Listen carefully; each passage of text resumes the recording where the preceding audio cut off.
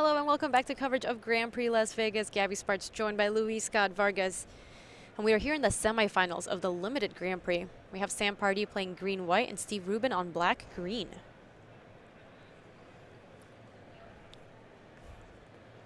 And depending on who is the higher seed going in, they'll get to choose to play. And this is a draft format where being on the play matters, well, I would say more than the average draft format, especially when you have cards like Gust Walker running around. So in the end, who do you think or how important do you think the fact that Sam Pardee's deck is pretty kind of beat downish? How much of an advantage do you think he's going to get here? I think Sam is definitely ahead. His deck just looks like it's slightly more powerful because even though, you know, just the fact that he's the beatdown deck doesn't make his deck intrinsically better. It's just he's a beatdown deck with very high quality cards, and his plan is a little easier to enact than Steve's. Steve's playing a ramp deck. He also has Steve has 2 copies of Supernatural Stamina, and those are cards that are fine, but don't synergize with the Claw Speed plan quite as well, whereas Sam's deck full of, Gust Walkers and Pump Spells, Bitterblade Warrior, that sort of thing, ends up working out quite well.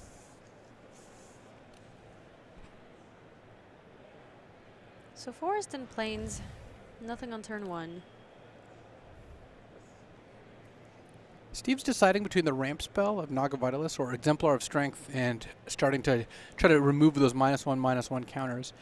It's actually pretty tricky. They're both cards you really want to play on turn 2, and the payoff, for both of them is pretty high. Looks like he's leaning towards that Exemplar. So coming in with 3 -1/-1 counters, but every time it attacks, you get to remove a -1/-1 counter and gain 1 life. So pretty quickly, this guy becomes a big beatdown creature.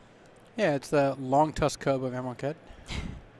The poor man's Long Tusk Cub. Yeah, not quite as good as Long Tusk Cub, but still pretty good. And I like Steve playing it on turn 2. I think that the payoff is that high. Oh, this is some good technology. Look, Steve Rubin has this Baleful Amit.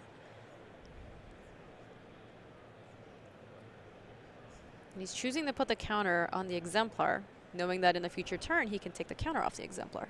That is a combination. And that works especially well since Steve has multiple pump spells in hand, so he's going to get to attack into those who serve without really worrying all that much.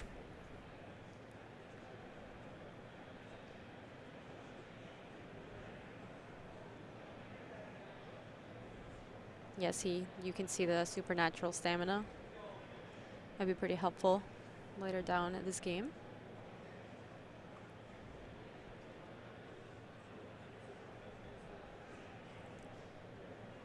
Steve also has Synchronized Strike in hand, so he's kind of got to decide which of his pump spells he'd be most comfortable using. It is unfortunate that if Exemplar of Strength gets blocked by those who serve, Supernatural Stamina gets cast, they will trade, Exemplar will come back, but then it has to distribute those -1/-1 counters again. So you kind of didn't make as much headway as you would have liked. It's a little bit of a setback for sure.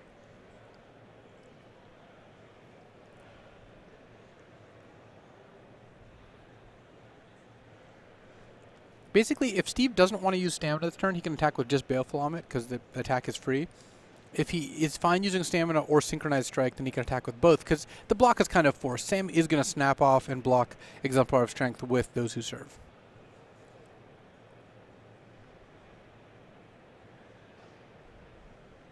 All right, so Steve's going to play that Naga Vitalist. Opting to attack just with the Amit, doesn't want to go for the entire play that you just mentioned, the Supernatural Stamina, which would get the kill of those who serve, and then the Exemplar, comes back with all of its counters again, setting him back, instead choosing not to attack. Land and pass from Sam. So Sam does have Ronus' Monument in hand. Decided not to attack, or not to play it. And he's got Catcher's Name and Mighty Leap as tricks in his deck that he could have in hand right now. So it's possible that an attack from Steve might not work out well for him. There you see the Synchronized Strike pulled to the front for Steve.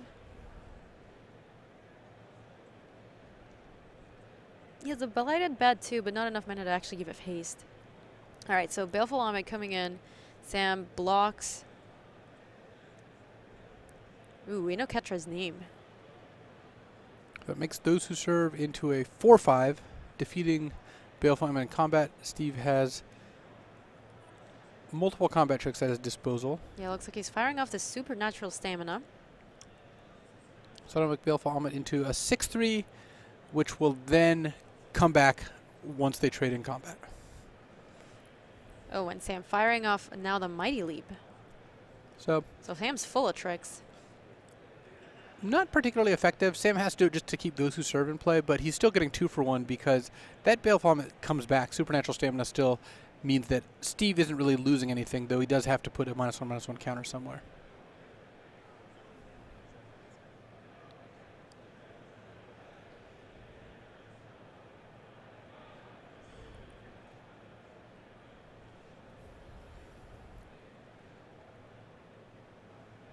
He doesn't have another land here, so no choice for that synchronized strike.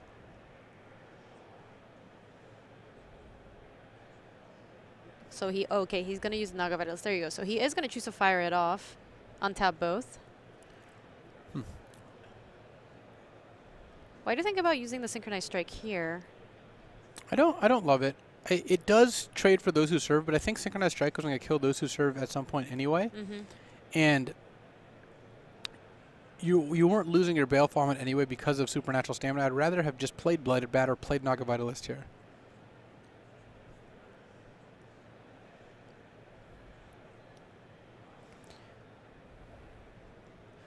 So Sparring Mummy coming down. Not really using very much use of the untap effect.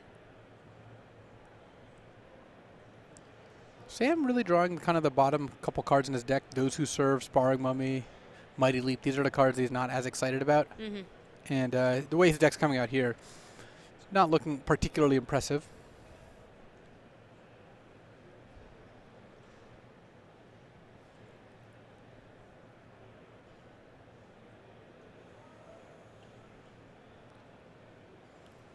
All right, so both coming in this time, removing a counter from the Exemplar. Wow. And 1 life too. Steve Rubin at 34.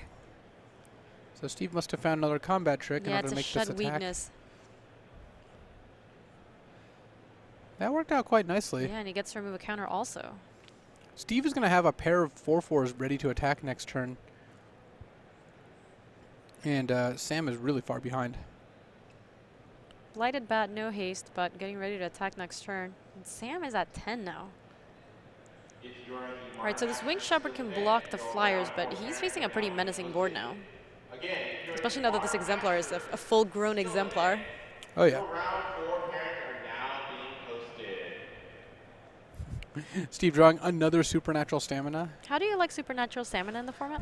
I've been pretty impressed by it. This trick has kind of risen in my estimation where it's been able to do a pretty good job of trading for cards that cost more mana, and it's got some cool combos. I guess it's got anti-combos with the -1/-1 counter creatures, but cards that have enter the battlefield abilities work really nicely with Supernatural Stamina.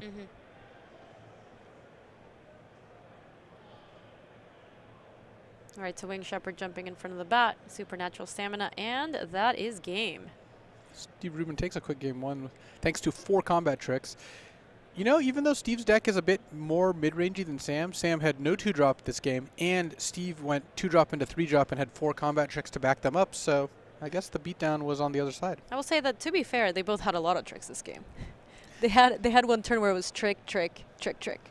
Yeah, they each had a bag of tricks, but unfortunately for Sam, Steve curved out better, and that kind of ended up kind of the story of this format. And especially when you're talking about tricks like Supernatural Stamina, where Steve was able to play that and play a creature in the same turn.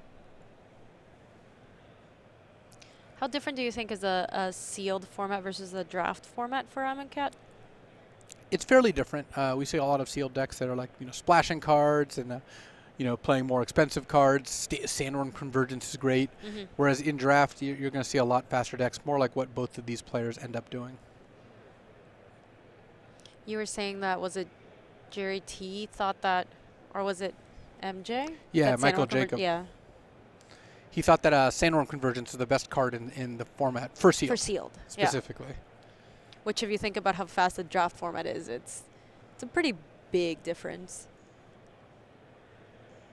One does not simply have time to be casting 8 drops. Yeah, well, Steve Rubin had a Sandworm Convergence in his second draft deck on his way to top 8. Does he really? That's awesome.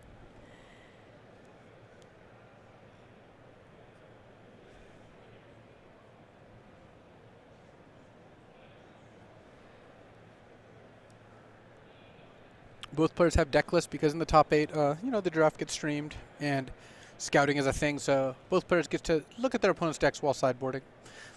Just evens out the playing field. Makes a lot of sense.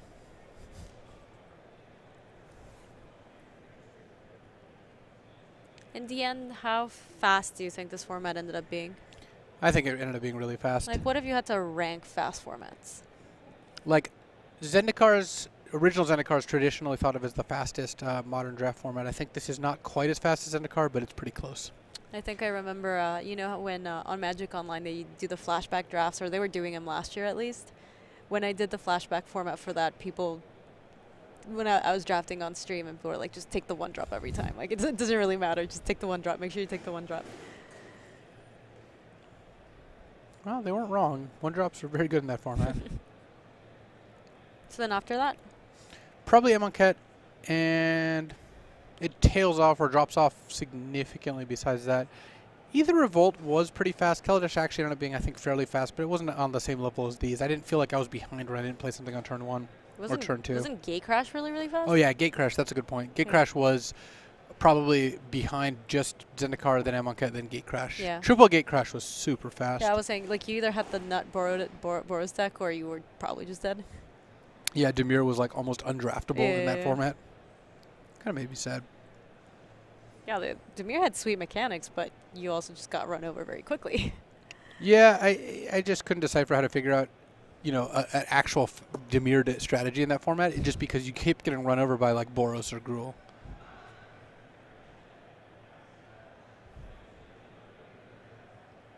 All right, our players drawing opening 7.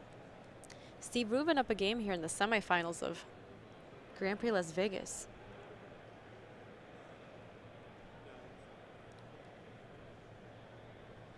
So Sam kicking things off with a Forest. Forest from Steve, pass. Plains.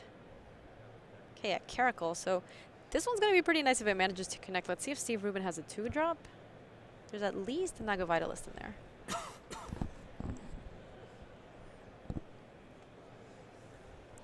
I've never really seen Initiate's Companion actually end up generating like relevant mana, though it is kind of funny that it can. It's just hard to actually make that happen. It's mostly just a 2-mana 3/1. I've seen good stuff with sometimes if you can do it, you can do it at instant speed, so you maybe like cycle a Shafet monitor or something. That's pretty sweet, but I feel like it's rare and far in between. All right, so coming in, and it looks like there's going to be a block here by the Exemplar. Does Sam have a trick? He has Catcher's name if he wants to use that here. Steve snapped off that block pretty quickly here.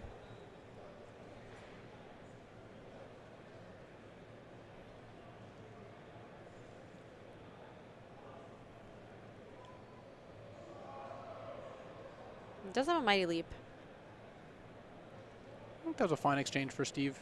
So Initiate's Companion gets to live.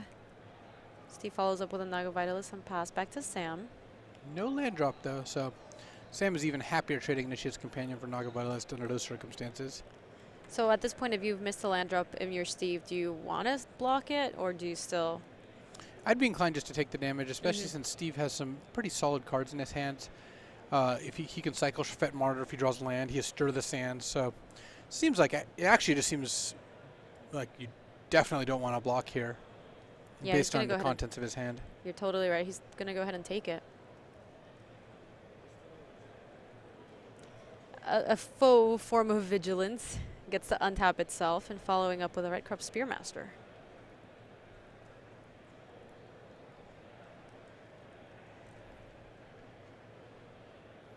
Naga Vitalist number 2. So Steve Rubin making land drops, but they're faux land drops. This does unlock a lot of things in his hand, though. There's a lot of faux going on here. Sam with a pair of 3/1s that can attack without fearing a Naga Vitalist. He can even exert the Red Crop Spearmaster just to make sure.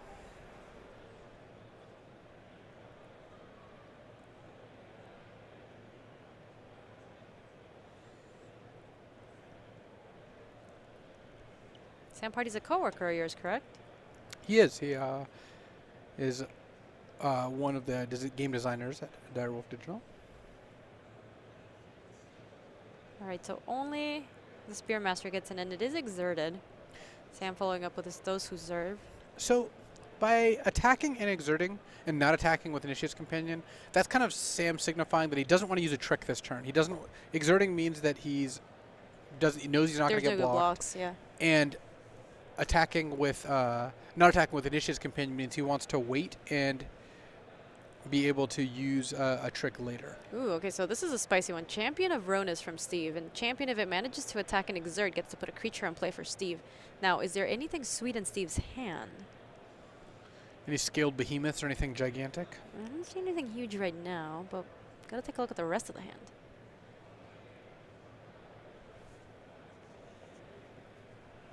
We know there's greater sandworms in his deck, so that would be pretty nice. All right, so Inoketra's name.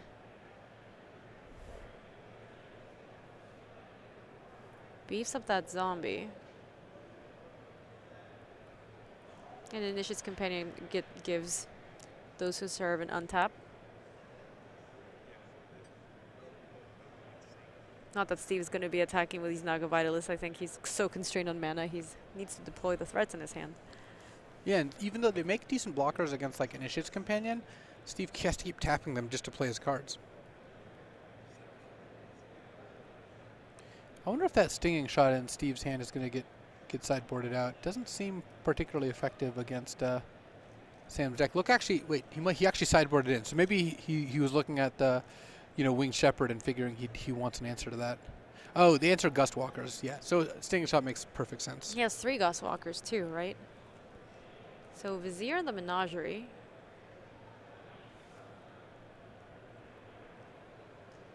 Steve gets a look at the top one there, doesn't play a creature. Pass back to Sam. Ooh, this is a good one. Trial and a big attack, even gets to exert. So he's attacking with a 4/5 those who serve, 6 power first striking Spearmaster, and a 5/2 Initiate's Companion. So Steve essentially could trade Vizier for Initiate's Companion, chump block Spearmaster with Naga Vitalist, and fall to 5 life and be in a ton of trouble. Also, it looks like Sam has a Shed Weakness He has in hand. 2 in hand, actually. So, wow, Trial of Solidarity is so good. I suspect we'll be heading to a Game 3 soon here.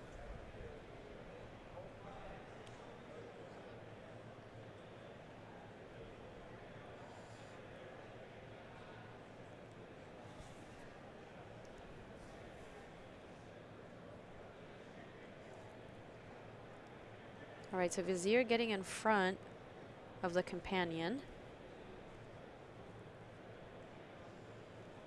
Yeah, I think this is a forced block. He has to block the Spearmaster now. Feels bad. This is basically a Stone Rain. Yeah, Steve can't really afford to lose this Naga Vitalist, but he has to block 2 of these creatures. So, given that, again, there's not any other configuration that makes sense. Yep. So, under the bus, that Naga Vitalist. The Vizier jumps in front of the Companion. Shed Weakness. And all of Sam Pardee's creatures get to live through this attack. Yeah, I don't see how Steve comes back here. Especially being at 4 life. He can play 5. one creature this turn, and then Sam has 3 attackers that are all pretty big, and then looks like another Shed Weakness in hand.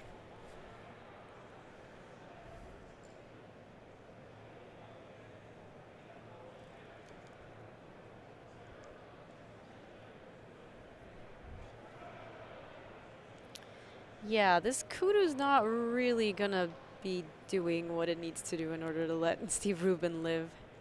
Putting the counter on the Naga Vitalist, but it's not quite enough. So technically, Steve can live through this turn as well.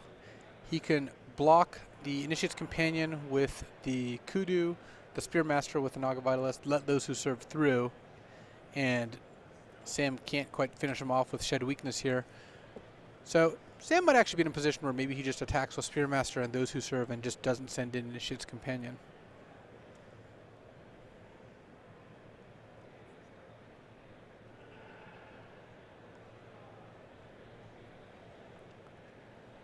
All right, so attacking, exerting, shed weakness, and oh, okay, there were no blocks. Yeah, Steve was in a position where I don't think he was going to win the game if he played around a combat trick, so he just chose to fall to 1. Sam, of course, had the shed weakness to move things on to a game 3. It is very difficult determining that point of the game where you realize like you just can't really be playing around combat tricks because you were just not going to beat it anyway. Like you weren't beating the board in the first place. Yeah, I will admit, I just don't play around combat tricks. Why? Most of the times, I just force my opponent to have it, and if they have it, it's great. But I honestly play around combat tricks at a lower rate than I think a lot of people expect. Do you think that's obviously you'd think that's good for you, but do you think that's good for like Magic player at large? Yeah, I think people tend. So what happens is this like learning curve where initially you don't play around anything because you don't really know what's out there. You don't understand what cards exist or how to play around them. You're just playing your game. You're playing your cards in front of you. You're just average, popular Magic streamer or what have you. Then you move on to the phase where you end up playing around too much. You every turn you try to figure out how do I beat Shed Weakness, how do I beat Inoketcho's Name, how do I beat Synchronized Strike, Supernatural Stamina. You just like play around all these cards, and I think the place where you want to end up being is play around combat tricks, but don't overvalue them. And I think it ends up being that you should play around fewer things than people think. Well, I think there's actually a phase maybe in there that you didn't mention, which is when players get really excited about realizing that they were playing around something, or that there were like a list of like knowing all the possible spells that they could have played around. Feeling like that actually is something, but it doesn't actually it doesn't accomplish anything, right? I've played against opponents who will go like, you have this card, you have this card, you have this card. It doesn't actually really matter that they knew that I have this card, right? Because they're just naming cards at random in the set. Like it could have been any of these 3 tricks, yes, obviously. Right. Basically, the phenomenon you're describing is people realize playing around something is a thing, and they get very excited to be like, look what I did, I feel clever. So many of Magic misplays really boil down to people wanting to feel clever, from playing around combat tricks too hard, from like making fancy plays, from like being too cute. Yeah, exactly. Checking this box of like, here's what I did, and I think a lot of the time, like, yeah, Steve lost a Shed Weakness there. I don't think he was supposed to play around it. I think he was in a position where he loses more by playing around Shed Weakness than by just playing like Sam doesn't have it. Do you think that doing things like ghost quartering yourself to get your land like that sometimes like breaks the edge of what's too cute? See, like obviously sometimes you have to do it, right? Right, and that's the tricky thing, and that's why Magic is so great, and that's why it's so difficult is, yeah, sometimes it's right to ghost quarter your own land to get a basic to cast a spell. I've done that before, and it's been right. I've also done it when it's not been right because it is a very cute play. It is a very tricky play, and the danger of cool things is the classic article, where basically, again, it's just like you get better, you start seeing all these cool plays, you actually start losing more because you try to enact them when you're not supposed to. It's almost like a plateau or almost a dip, right? Yeah, it's like a dip where you go up as you learn more, but then you drop a little back down, and then you go back up again when you start actually realizing when you're supposed to do these things. All right, so players drawing their opening 7. And just to bring an update on the other side of our bracket, Tiago actually won 2 very quick games, so he's moving on to the finals. All right, Tiago Saporito, Worlds competitor, actually defeated me at Worlds last year. Thought I was going to win that game, too. What format was it? This was Modern, the Obzon Mirror. Wait, is this a really famous picture of you looking very miserable while you're waiting to play? Maybe. It's not like I remember every time I lose, except I also remember every time I lose. I think you also remember that one because you knew you were losing and then you had to like sit around and wait before your match actually started. Look, now that I'm on the side of coverage, I'm all about holding matches as coverage dictates. But as a player, it was like, well, I mulled a 6, kept a bad hand, and... Well, it is just awful if you know, like, this is a horrible hand. I just kind of want to get this over with and move on with my life, All right, and we're off to the races. Forest and Plains. Not a lot going on in the first couple turns. True Hard Duelist for Sam Pardee. All right, so Scorpion for Steve.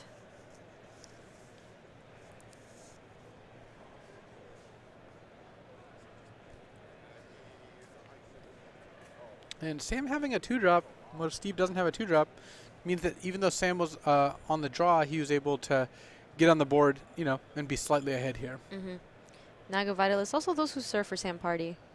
Not the most explosive turn 4 for Steve.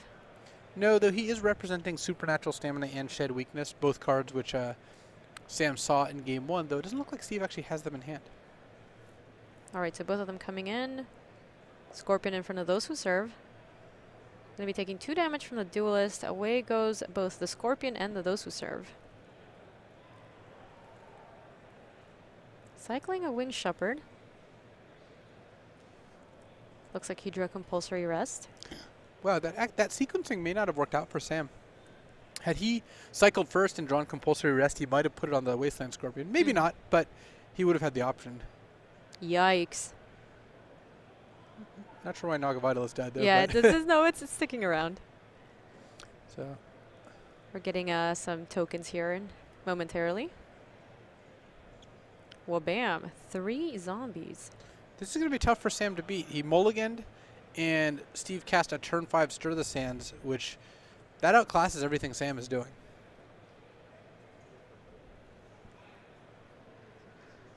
Now those who serve following up again for Sam.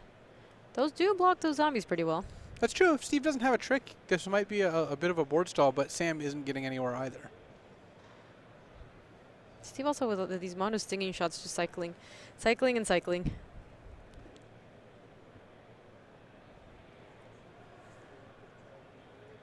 Bat and haste it. All right, so Bat's the only creature getting in this turn. Aggressive. Yeah, Bat doesn't have haste for nothing. Oh, yeah. Blighted Bat breaks the parity, whereas Sam doesn't really have good attacks, but the Bat can fly over for 2 a turn here.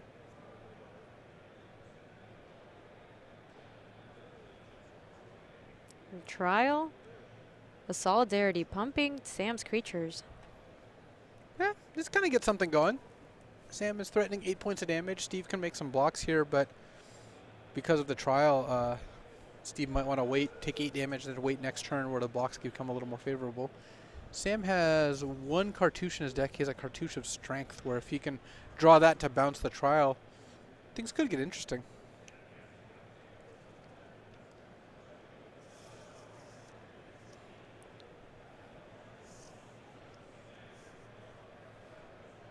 All right, so 5 mana. And Steve maybe deploying this final reward. Yeah, if you cast Final Reward on those who serve, not a great exchange, but one that will get... It does open up a lot of good attacks. Yeah, it'll get Sam's board to the point where those zombie tokens can start attacking.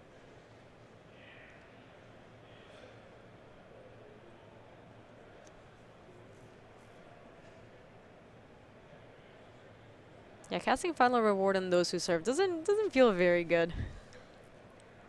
I guess it's flavorful. It's taking the mummies to their final resting place or something along those lines. Do mummies have a final resting place? Isn't that kind of the point? They're mummies. At this point in the tournament, I don't even know. Though I think that regardless of whether mummies have a final resting place or not, it is reasonable for Steve to consider making that play. So Steve opting not to fire off that final reward yet. But he is gonna use 2 to cast that Exemplar, and is actually, wow, cool. So he put all the counters on the Naga Vitalist. It kills the Naga Vitalist, but it does mean that he gets to keep a big Exemplar. And now Steve gets to leave up Final Reward in case Sam does play Cartouche of Strength. And Sam might be forced to, because once again, Sam is not in a position to play around anything, but this is going to be a blowout, and this actually could end up costing Sam the game if he goes for it.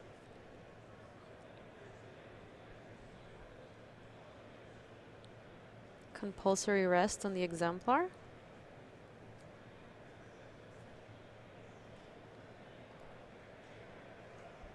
So yeah, and he just chooses to pass back. Sam cleverly playing around Final Reward. He's not going to be baited into the blowout here. Yep, and he's going to fire it off, and there go those who serve. This does open a nice attack here for the zombies. Wow, it looks like Steve drew Vizier of the Menagerie, so He's going to have a really good follow-up play here.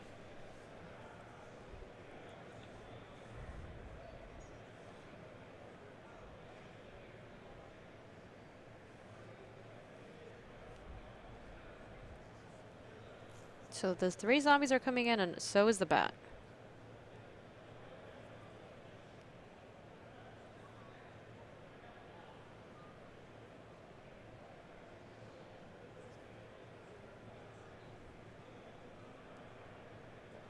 So this is the last creature for Sam, so do you think he wants to try to trade it off with one of these zombies or maybe try to get something going with a cartouche? Yeah, it looks like he's taking it all. Yeah, I like that play from Sam. It's funny that both these players have been in this position where, like, they just can't afford to play around cards, and they're both correctly just not doing so. Pouncing Cheetah. Wow. Wow. Wait, does Sam actually is going to steal a game here? Pouncing Cheetah into Cartouche of Strength. Jeez. Fight Vizier of the Menagerie. Attack for 8. Holy cow. Wait. He's got the compulsory rest, so that's not quite lethal.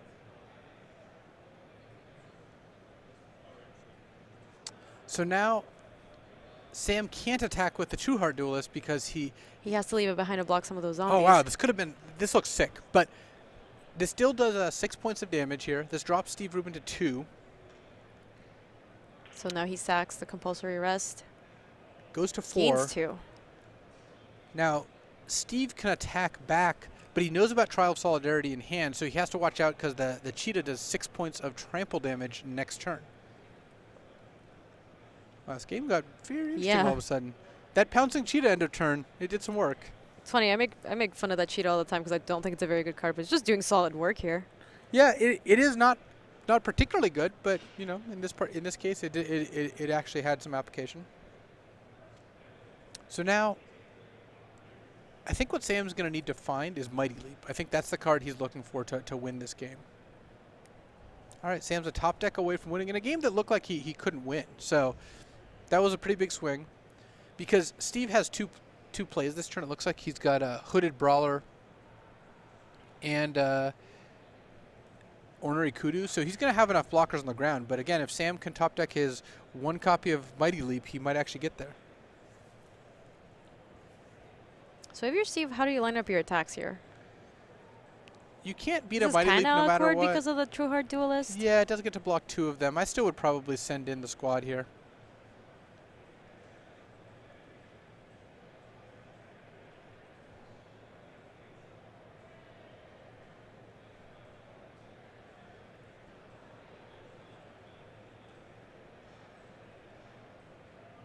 Yep, so in comes the squad. True Heart Duelist is able to block 2, but actually take 1 of the zombies down. Hooded Brawler, aka Hoodie B. All right, Sam. It's now or never. Mighty Leap time. Kudu, and let's see where this counter goes.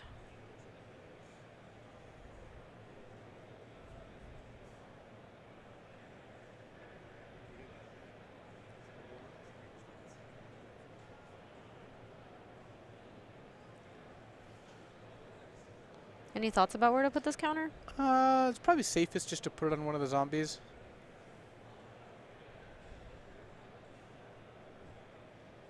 Because you don't want to see, you're already taking, getting hit by a 6-power trampler. Yeah. And there aren't many spells that deal additional 3, so it doesn't matter too much whether you've put it on the Kudu or not, but it seems like it doesn't particularly go wrong to put it on a zombie.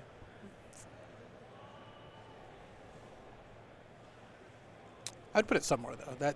That would be my inclination.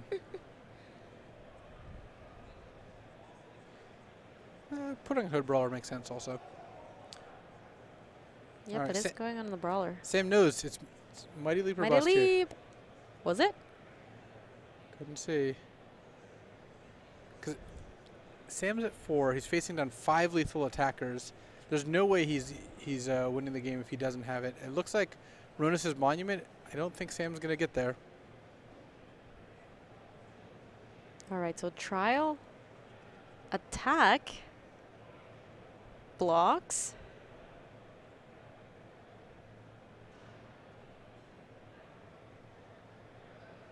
Trades. What's the follow-up? All right, so flashing back the duelist.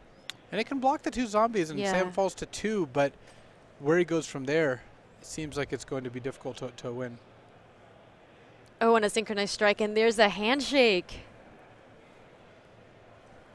Wow, it almost looked like Sam was going to steal that game. Yeah, the compulsory rest drawback actually did end up coming into play there, and Sam could not quite get there. He was 2 points short. Congratulations to Steve Rubin.